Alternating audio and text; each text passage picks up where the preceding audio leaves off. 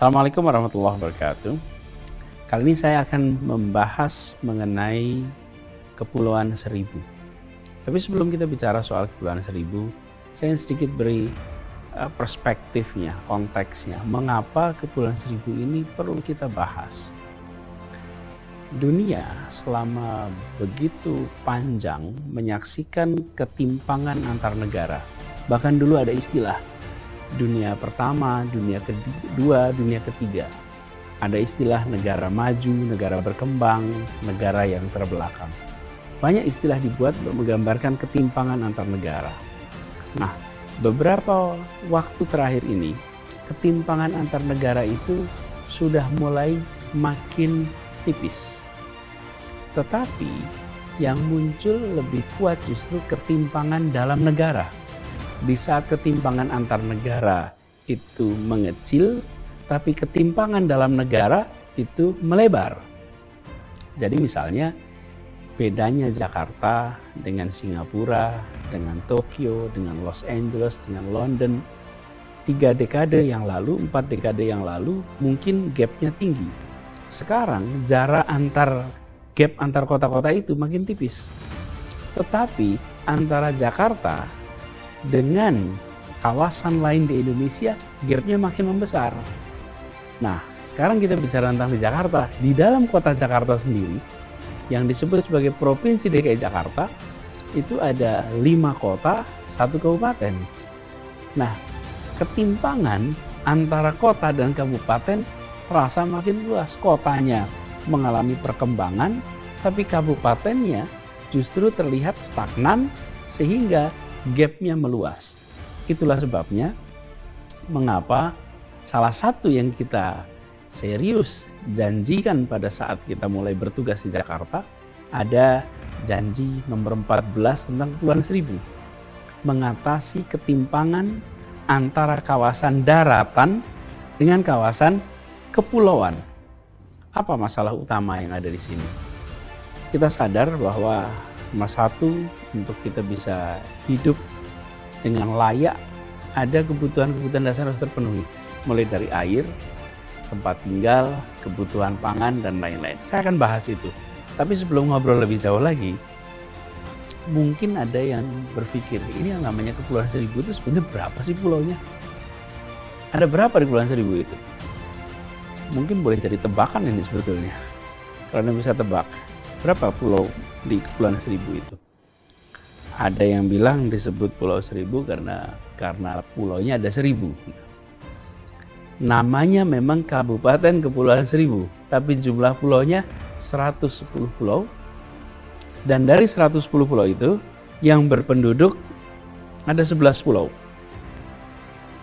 Jadi totalnya kalau kita menghitung yang harus kita layani ada 11 pulau.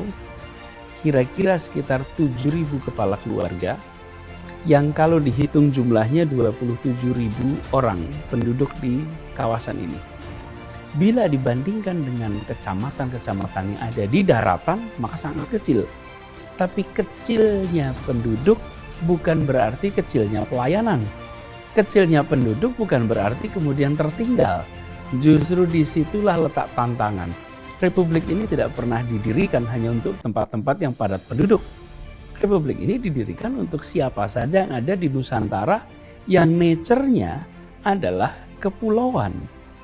Nah, jika di ibu kota kawasan kepulauan tertangani dengan baik, maka kita sedang mengirimkan pesan kepada seluruh penduduk di kepulauan manapun di Republik ini bahwa ini adalah soal waktu saja, bahwa semua akan tertangani. Tapi kalau kepulauan yang di dalam bagian dari ibu kota tidak tersiapkan fasilitas dasarnya, kira-kira pesan harapan apa yang dikirimkan kepada seluruh penduduk di kepulauan di seluruh Indonesia? Jadi ketika kita membicarakan tentang Kepulauan Seribu, ini bukan semata-mata soal menangani Jakarta, ini mengirimkan pesan optimis, pesan positif bagi seluruh Indonesia. Nah, ini kira-kira ilustrasi Kepulauan Seribu. Nah, Jakarta sendiri sebagai kawasan di Pulau Jawa bukan satu-satunya provinsi yang punya kawasan kepulauan. Di Banten ada sekitar 60 pulau. Di Jawa Tengah ada 33 pulau. Di Jawa Barat ada 19 pulau. Tapi Jakarta yang pulau paling banyak ada 110 pulau di kawasan ini. Dan kalau kita lihat namanya kepulauan, otomatis warganya mayoritas berprofesi sebagai nelayan atau pariwisata. Sektor-sektor itulah yang menjadi sektor utama di kawasan Kepulauan Seribu. Nah, apa saja yang kita lakukan? Kalau kita lihat ya perjalanan umat manusia, terbentuk pemukiman kalau di situ ada air. Kalau tidak ada air, nggak akan ada pemukiman. Air apa? Ya air untuk kebutuhan sehari-hari. Ada sungai, jadi desa, jadi kota. Ada sumur yang alirnya mengalir terus, jadilah kota. Di Mekah itu ada sumur Zam-Zam, karena itu tumbuhlah jadi kota. Coba kalau tidak ada sumur itu, tidak jadi kota. Jakarta ada 13 sungai yang memenuhi. Nah, bagi penduduk di Kepulauan Seribu, salah satu kebutuhan paling mendasar adalah air bersih. Sampai dengan tahun 2018, masyarakat di Kepulauan Seribu itu mengandalkan namanya BWRO, BWRO, Brackish Water Reverse Osmosis. Ini seperti air payau yang tentu saja belum memenuhi standar air minum, dan pengambilannya pakai ember, tidak perlu ada perpipaan. Sekarang alhamdulillah, dari apa yang kita lakukan, dari 11 pulau, 10 pulau sudah menggunakan namanya SWRO, Sea Water Reverse Osmosis. Ini adalah air yang diolah, disuling, sehingga memiliki kualitas standar air minum dan diantarkan ke rumah penduduk melalui perpipaan. Jadi mereka tidak harus menyiapkan menggunakan ember yang dibawa. Lalu harganya itu Rp1.050 per meter kubik. Dan kami Pemprov DKI mengalokasikan subsidi kira-kira Rp23.000 per meter kubik. Ini adalah komitmen bagi kita untuk masyarakat di Kepulauan Seribu agar kebutuhan paling dasar bagi makhluk hidup seperti manusia yang namanya air terpenuhi. Termasuk di Pulau Sebira.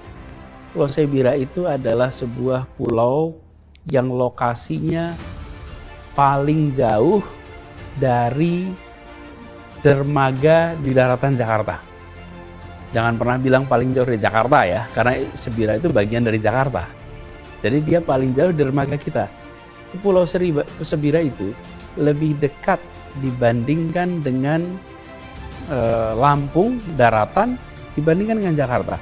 Tapi mereka adalah bagian dari tempat kita. Dan di tempat itu kita fasilitasi sekarang ini dengan ada SWRO yang memungkinkan mereka dapat air kualitas, air mendasar. Yang kedua, listrik.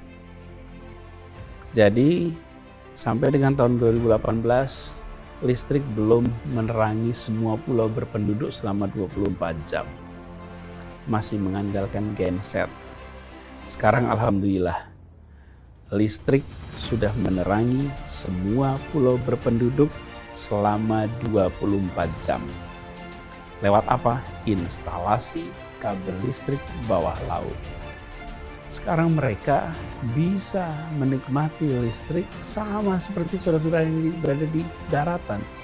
Nampaknya sederhana, tapi itu membuat produktivitas mereka meningkat, kegiatan perekonomian jadi lebih baik. Bayangkan bagi para nelayan, ketika mereka mendapatkan ikan, mereka harus menyimpan di cold storage, dan cold storage itu artinya membutuhkan listrik. Bahkan pulau yang terjauh yang tadi saya sebut, Pulau Sebira, yang terjauh dari balai kota, sekarang sudah punya listrik 24 jam. Berkat apa? PLTS, Pusat Listrik Tenaga Surya, yang dibangun di tempat itu. Ini bersama-sama dengan PLN.